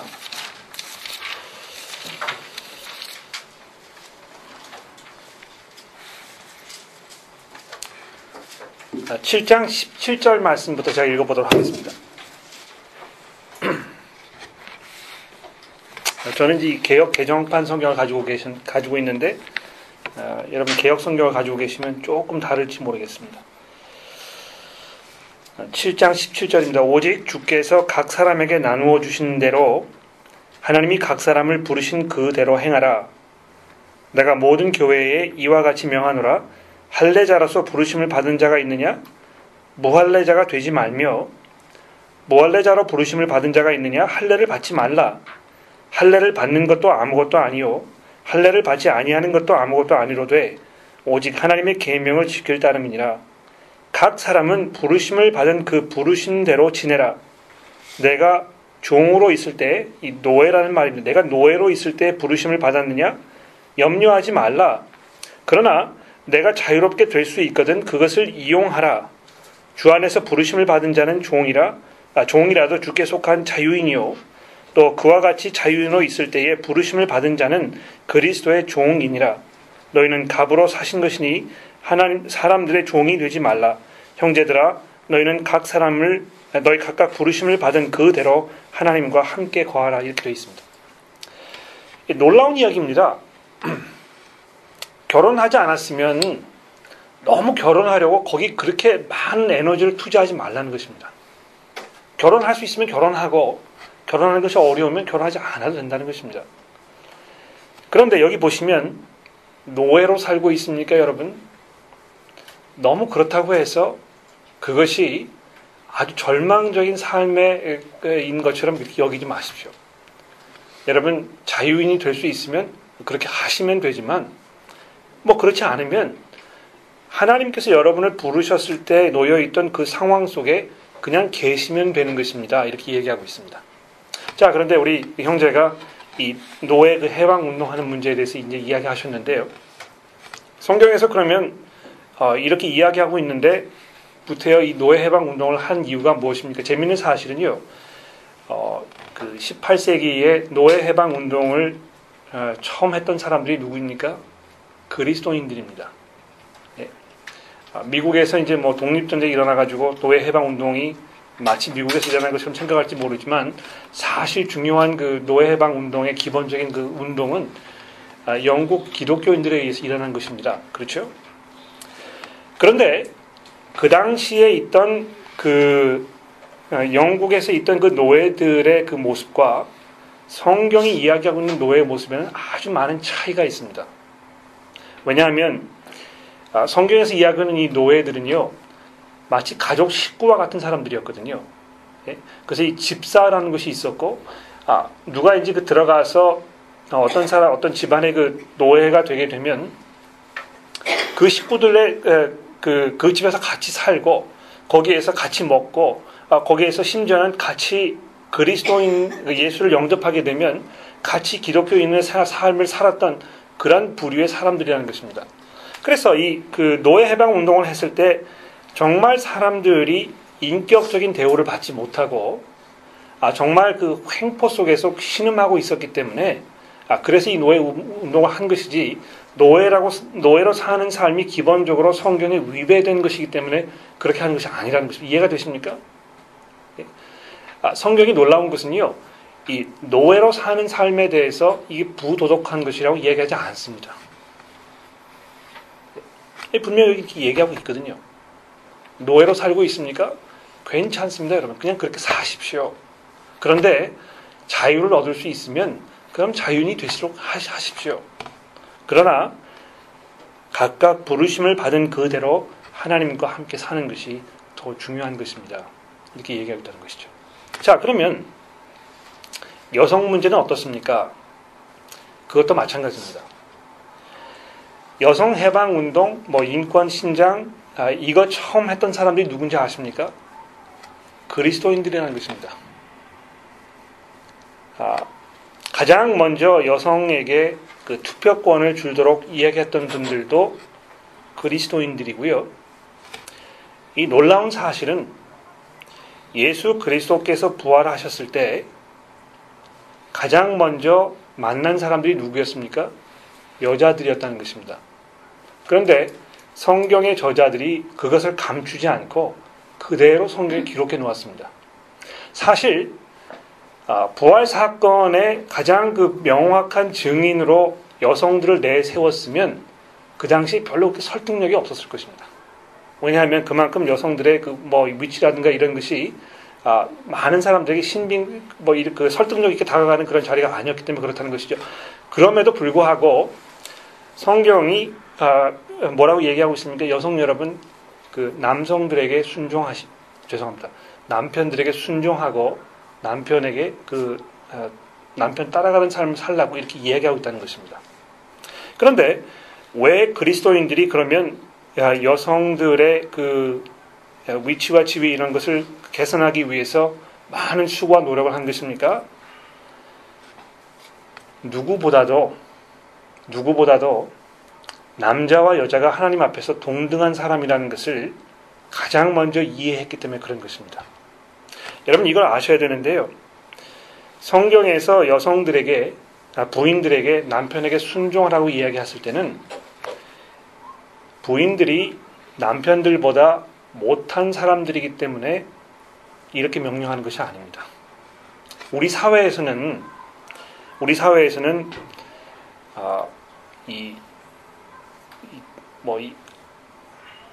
위 아랫사람 이런 관계로 생각해가지고 내가 누구에게 순종해야 되면 나는 그 사람보다 아래에 있는 사람으로, 나는 그 사람보다 좀 못한 사람으로 이렇게 생각하기 쉽습니다. 그러나 여러분 잘 보십시오. 예수 그리스도께서 하나님 아버지께 순종하셨다는 것입니다. 하나님의 본체이시고 하나님과 동등됨을 취할 것이 마땅하셨던 그 분께서 하나님 아버지께 순종하셨다는 것이죠. 그 뭘 말하는 것입니까? 성자 하나님께서 성부 하나님보다 못하신 분이기 때문에 그런 관계가 형성된 것입니까? 그렇지 않습니다. 똑같은 하나님이시라는 것입니다. 그런데도 불구하고 왜 성자 하나님께서 성부 하나님께 순종하신 것입니까? 이것이 사랑의 표현이고 그 안에 형성되어 있는 그 역할의 차이점이기 때문에 그렇습니다. 역할의 차이점이라는 것은요, 어떤 더 잘나고 더 못난 그런 관계를 말하는 것이 아니고 그냥 그 글자 그대로 똑같지만 서로 다른 역할을 하고 있다는 것입니다. 그런데 이 기독교인들이 그런 여성의 이 위치를 좀 더 높여주기 위해서 많은 운동을 했던 그 이유는 그렇지 않기 때문에, 그 사회가 그렇지 않았었기 때문에 그렇게 할 수밖에 없었다는 것입니다. 실제로 가정을 이렇게 들여다보면 남편분들이 아내분들을 또 자식들을 마치 사람 이하의 존재로 취급하는 그런 경우가 얼마나 많이 있는지 모릅니다. 막 여자를 때리지 않습니까? 그렇죠? 옳지 않다는 것입니다. 그래서 남자와 여자가 하나님 앞에서 동등한 사람이라는 것을 인정하는 것이 얼마나 중요한지 모릅니다. 이거 영어로 이야기하면 equal but different. 아시겠죠? equal, 똑같다는 말이죠. 동등하다는 말입니다. but, 그러나 different, 서로 다르다는 것입니다. 남자와 여자가 똑같지 않다는 것입니다. 그것은 남자와 여자의 어떤 hierarchy 이 문제가 아니고요. 서로 다른 역할을 하나님께서 맡기셨다는 것을 이야기하고 있는 것입니다. 그래서 교회 안에서 이 남자와 여자의 이 역할에 대해서 이야기할 때도 여자가 남자들보다 못하기 때문에 하지 말아야 될 것을 이야기하는 것이 아니고 하나님께서 그냥 서로 다른 역할을 주셨기 때문에 이렇게 하라고 이야기하고 있는 것입니다. 이해가 되십니까? 그래서 성경 공부를 인도하실 때 그 그룹에 남자와 여자가 함께 이렇게 있으면 여성분들이 그 그룹을 인도하는 것은 별로 바람직하지 않습니다. 하나님께서 그거 원하시지 않거든요. 그러나 그렇다고 해서 그럼 여성분들이 모자라기 때문에 그런 것이면 그렇지 않습니다. 여성분들이 얼마나 사역을 잘 하시고 또 같은 여성분들과 함께 잘 이거를 이끌어 나갈 수 있는 그런 특별한 능력을 주신 것이죠. 단지 성경에서 이야기하는 것은 남자와 여자에게 하나님께서 서로 다른 역할을 하시도록 맡기셨기 때문에 그것을 역류하지 말라는 것입니다. 좀 이해가 되시는지 모르겠는데 혹시 더 질문하기 원하시면 저를 찾아오시면 질문하셔도 좋겠고 그렇게 하도록 하겠습니다. 또 질문이 있으십니까?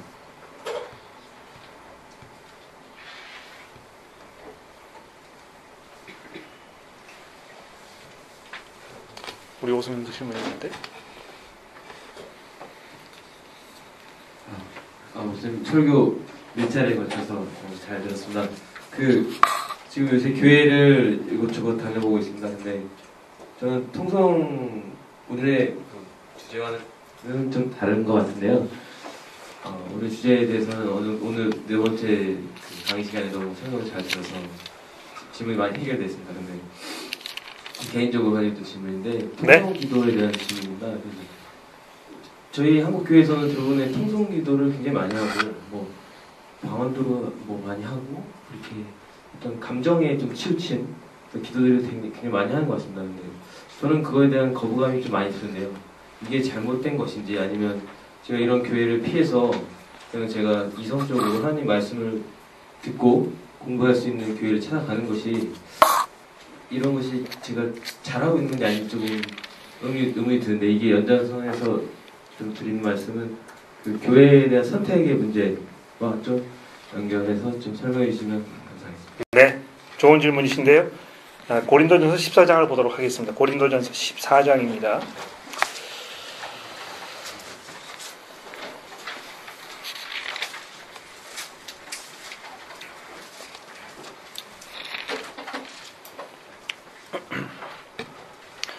시간이 되면은 집에 돌아가셔서 혹은 오늘 밤에 12장부터 쭉 읽으셔야 14장의 내용이 그 의미를 분명히 파악하실 수 있게 되겠지만 지금 뭐 그렇게 할 수 없기 때문에 제가 14장을 좀 집중적으로 말씀드려 보겠습니다.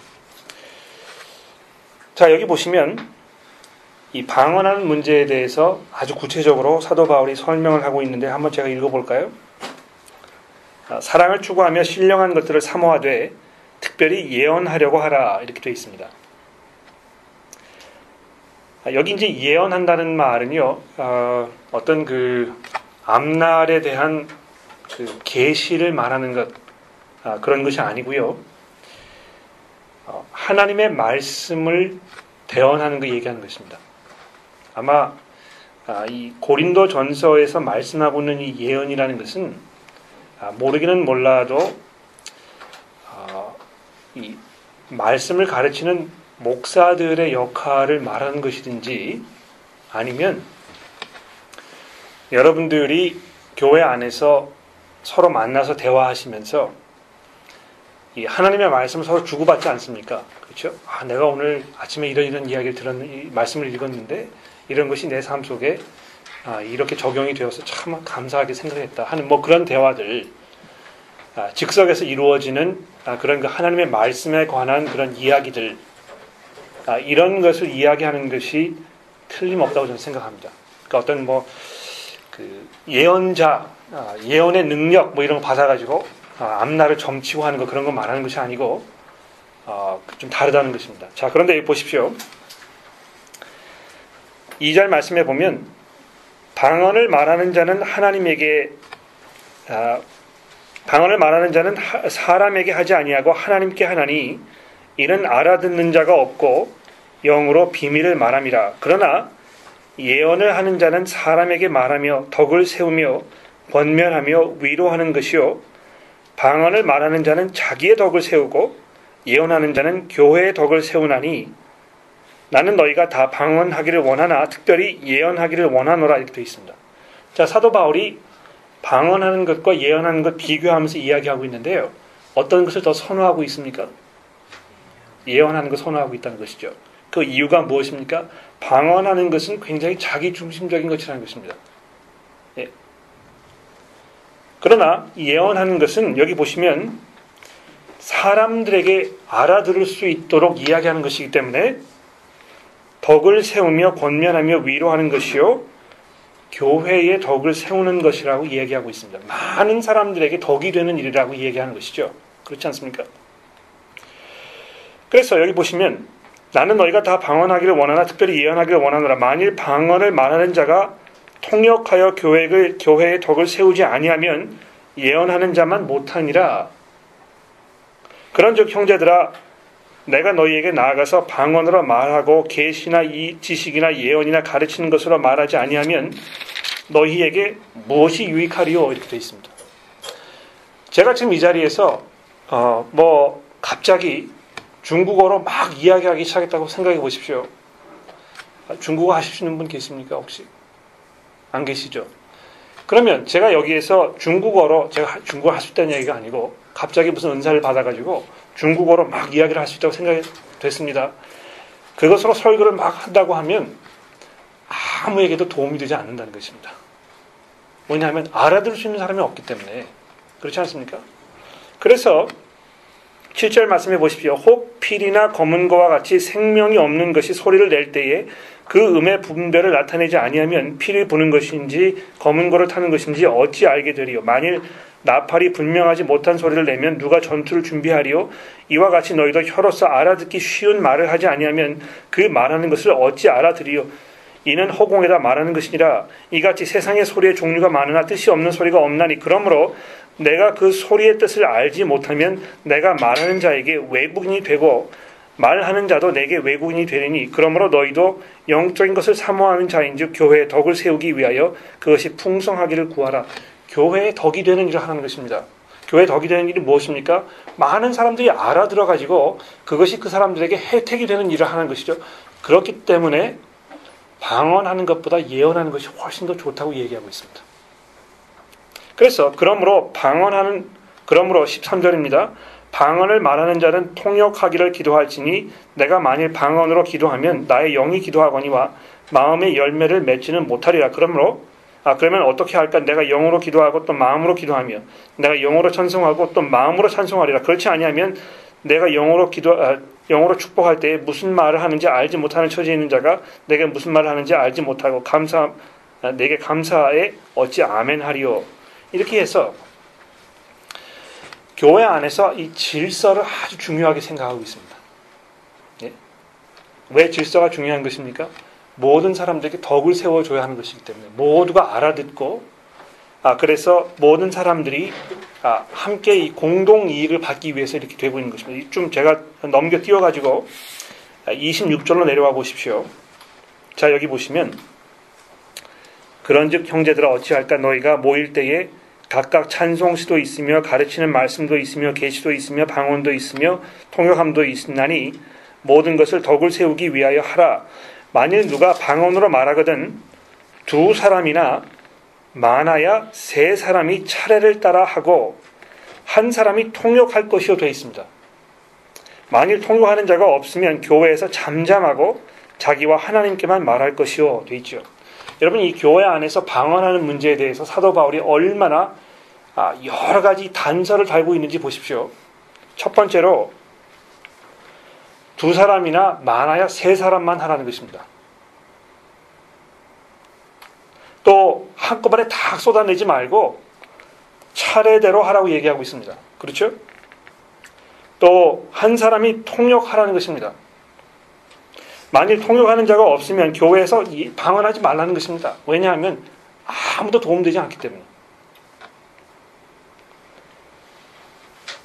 예언하는 자는 둘이나 셋이나 말하고 다른 이들은 분별할 것이요. 자, 이제 누가 예언하고 있으면 듣는 사람들이 그거를 잘 저울질하라는 것입니다. 그렇죠? 만일 곁에 앉아있는 다른 사람에게 계시가 있으면 먼저 하는 자는 잠잠하라. 막 이렇게 일어나서 이제 예언을 하고 있는데 다른 사람에게 하나님의 그 예언이 이렇게 와서 그 사람 할 차례가 되었으면 그럼 처음 하는 사람은 그만두고 차례를 지키라는 것입니다. 막 우왕좌왕 왁작지껄 이렇게 하지 말고요. 아주 질서 있게 이렇게 하라고 얘기하고 있습니다. 그 이유가 무엇입니까? 그렇게 함으로 공동이익을 구하는 것입니다. 교회에 와서 다 같이 모여있는 자리에서 자기 기도를 많이 이렇게 하지 않습니까? 막 통성으로 자기 기도하지 않습니까? 그러면 교회에 모여있는 그 목적에 어긋난다는 것입니다. 이 공동체라는 것이 그런 것이거든요. 공동 관심사를 가지고 기도하는 것이 중요한 것입니다. 또 공동 관심사를 가지고 기도할 때 차례를 지키면서 질서 있게 모든 사람들에게 유익이 되도록 하라고 이렇게 얘기하고 있습니다. 통성기도라는 것이 굉장히 어떤 그 기도하는 분들의 열정과 열성, 그 간절함 이런 것들을 표현이고 이런 면에서 굉장히 좋은 거라고 저는 생각하지만 동시에 이 고린도전서 14장에서 이 교회의 그 본질에 대해서 이야기하는 것과 많이 부딪히는 면이 있을 수도 있다는 것입니다. 그래서 그걸 잘 염두에 두시고 하는 게 굉장히 중요하겠고요. 그럼 이제 이 교회 정하는 문제와 연결시켜가지고 그럼 어떤 교회를 정해야 되는 것인가? 하나님의 말씀을 가르치는 교회를 가셔야 하는 것입니다. 그러니까 거기 가셔가지고 앞에서 이제 목사님이 아주 재미있게 흥미진진하게 설교를 하실지 모릅니다만 과연 그것을 통해서 성경이 이야기하고 있는 바를 내가 잘 이해하고 또 그것으로 내 삶의 그 영적인 활력소를 얻게 되고 그런 작업이 일어나고 있는가 아닌가 이 문제를 잘 생각해 보는 것이 굉장히 중요합니다. 밥을 먹어야 사람이 살 수 있지 않습니까? 마찬가지로 우리가 영의 양식을 아주 꾸준하게 공급받아야 우리가 건강한 신앙생활을 할 수 있지 않습니까? 그래서 교회를 정하실 때 가장 중요한 것이 무엇입니까? 하나님의 말씀의 권위가 인정이 되고 그래서 그 말씀이 그 교회의 삶의 모든 부분에 아주 직접적인 영향을 미치고 있는 그런 교회 속에 있어야 한다는 것입니다.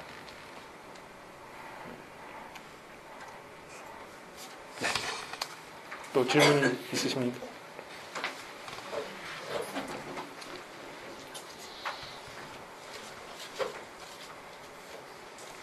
네, 우리 행정자매 질문이 있으신 것 같은데. 성령 체험에 대해서 기본 말씀하시는 때, 저도 개인적으로 성령 체험을 강조하는 목사님의 교리의 거부감이 좀 큰데요.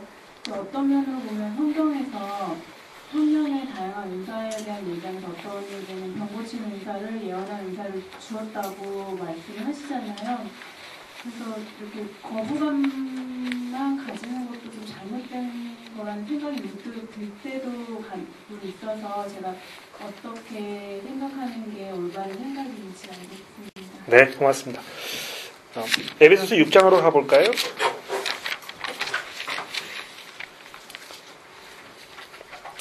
그래서 5장입니다. 에베소서 5장.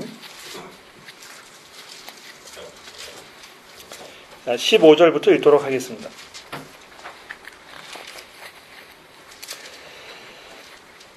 그런즉 너희가 어떻게 행할지를 자세히 주의하여 지혜 없는 자같이 하지 말고 오직 지혜 있는 자같이 하여 세월을 아끼라. 때가 악하니라. 그러므로 어리석은 자가 되지 말고 오직 주의 뜻이 무엇인가 이해하라. 자, 그 다음에 보십시오. 술 취하지 말라.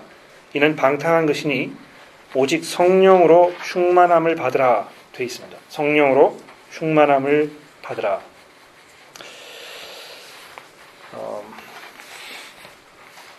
성령 체험하는 것에 대해서 많은 관심들을 가지고 계시는 것 같아요.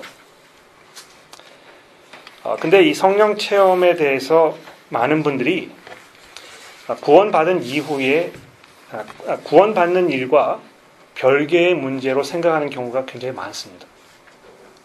그러니까 이 구원받은 사람들이 나중에 어떤 특별한 계기를 통해서 성령을 체험하게 된다고 이렇게 생각하는 것이죠. 그런데 성경이 그렇게 얘기하고 있지 않습니다. 네. 구원받는 것과 성령을 체험하는 것은 똑같은 일이라는 것입니다. 왜 그렇습니까? 제가 처음 말씀드렸죠. 예수 믿기 전에는 우리가 영적으로 죽은 상태라고 얘기하고 있지 않습니까? 그렇죠? 그런데 이 죽은 사람이 어떻게 예수를 믿게 되는 것인가? 어떻게 믿게 되는 것입니까? 그 영혼이 소생해야 되는 것입니다. 예? 죽은 사람이 자기 스스로 자기를 살릴 수 없는 것처럼 우리가 영적으로 죽은 상태에 있으면 다시 살아나서 예수를 영접할 수 있게 되는 것이거든요. 그래서 성령의 역할이 바로 그것입니다. 죽은 사람에게 새로운 생명이 들어가도록 하는 것이 그 성령의 역할이라는 것이죠. 여러분, 그래서 에스겔서 36장과 37절에 보면 그 마른 골짜기에 마른 뼈들이 가득했던 그 환상에 대해서 기억나시죠? 거기 보시면 하나님께서 에스겔 선지자에게 이 마른 뼈들이 살 것이냐 말 것이냐 이렇게 물어보십니다. 그랬더니 에스겔 선지자가 뭐라고 얘기합니까? 그거 제가 어떻게 알겠습니까? 하나님만 아시지 않습니까? 그랬을 때 하나님께서 에스겔 선지자에게 뭐라고 말씀하셨습니까? 생기를 불어넣어라 이렇게 얘기하지 않습니까? 근데 그 히브리어의 이 생기라는 말이요, 이 성령이라는 말입니다. 그래서 하나님의 영이 그 죽은 자들의 그 위로 싹 부르셨을 때 그 생기가 들어가서 이 마른 뼈들이 일어나게 된 것입니다. 이 생명을 얻게 된 것입니다. 그래서 신약 성경에 넘어오셔서 보았을 때 예수 그리스도를 영접하는 일과 예수 그리스도를 만나는 일과 복음으로 돌아서는 일, 이 모든 것들을 성령이 하시는 일과 아주 밀접하게 연관시켜서 얘기하고 있다는 것입니다. 그래서 에베소서를 잠깐 이렇게 손가락을 펴고 계시고 고린도 전서로 돌아와 보십시오. 고린도서 12장 말씀 예를 들어서 보시게 되면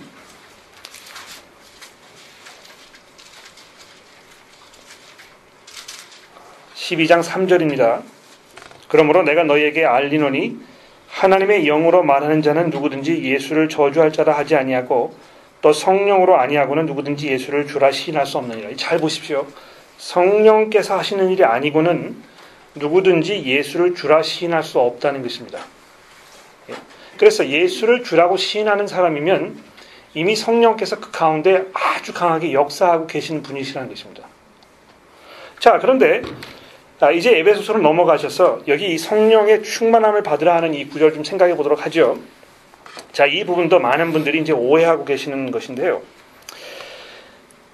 술 취하지 말라 이는 방탕한 것이니 오직 성령으로 충만함을 받으라 이렇게 했기 때문에 이 성령이라는 것이 마치 그 술처럼 이 술독에 술이 이렇게 채워져 가는 것처럼 우리 이 몸 이것이 술독인 것처럼 되어가지고 하나님께서 성령이라는 것을 우리에게 이제 부어주셔가지고 점점 차오르는 것이라 이제 이렇게 생각하는 경우가 있다는 것입니다.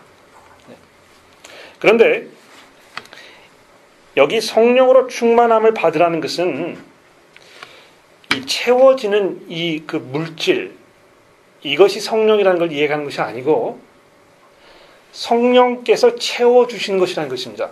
이해가 되십니까? 이 성령의 충만함을 받으라는 것은요. 성령께서 여러분에게 충만하게 하시는 그것을 받으라는 것입니다. 성령께서 뭐를 우리에게 충만하게 하시는 것입니까? 잘 보십시오. 시와 찬송과 신령한 노래로 서로 화답하며 너희 마음으로 주께 노래하며 찬송하며 범사에 우리 주 예수 그리스도의 이름으로 항상 하나님께 감사하며 그리스도를 경외함으로 피차에 복종하는 이 삶을 말한다는 것입니다. 성령의 충만함은 어떤 그 아주 영적인 어떤 그 특별한 은사를 받아가지고 방언하고 뭐 이렇게 하는 거 그거 얘기하는 것이 아니고요. 이 경건한 삶을 살아가는 이 모습 이것을 얘기하고 있다는 것입니다. 성령께서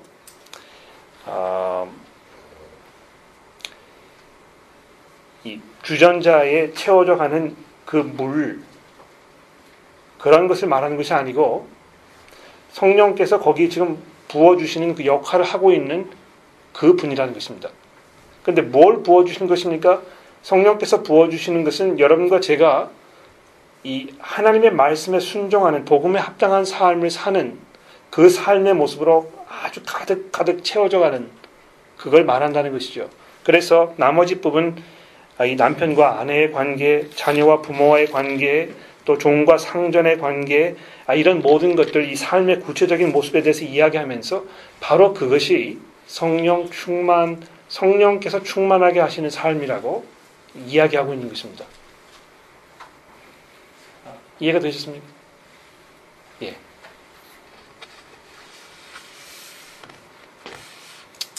또 질문이 있으시면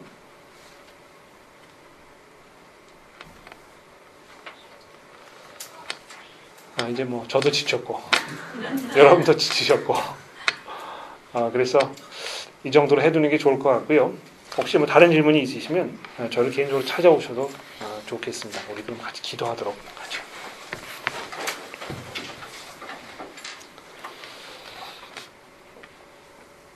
하나님 감사합니다.